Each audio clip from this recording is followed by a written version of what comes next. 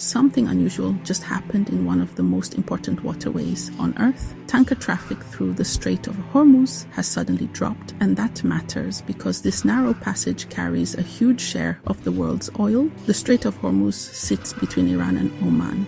Every day, massive oil tankers pass through this narrow corridor connecting the Persian Gulf to global markets. But over the past hours, the shipping data and security alerts suggest tanker movements have slowed sharply as tensions rise across the region, and that shift is drawing attention far beyond the Middle East. Roughly 1/5 of the world's oil supply normally passes through this single maritime choke point. Energy exports from Gulf producers travel through here toward Asia, Europe, and beyond. So when activity here changes suddenly, markets, governments, and shipping companies all start paying close attention. And this is where I always pause for a second, because when people hear about conflict in the region, it can feel distant.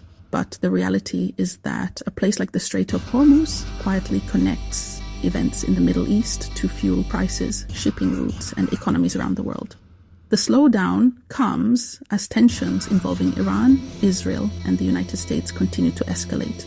Recent strikes, missile activity, and security warnings across the region have forced many commercial vessels to now reassess their routes. Some shipping companies are delaying departures, others are waiting for clearer security conditions before entering the waterway. When tanker traffic slows, the effects can spread quickly. Energy markets now react. Insurance costs for ships rise.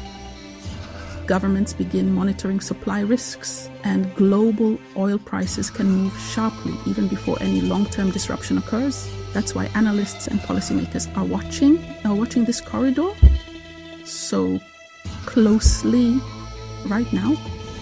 The Strait of Hormuz has long been considered one of the most sensitive strategic choke points in the world. Any sustained interruption here could affect energy supply chains across multiple continents. For now, tanker traffic has slowed, but the situation remains fluid. And moments like this remind us how a single narrow waterway can influence global trade, geopolitics, and everyday energy markets. So the real question now is simple. Will shipping return to normal, or is this the start of a larger shift in the world's most critical oil route?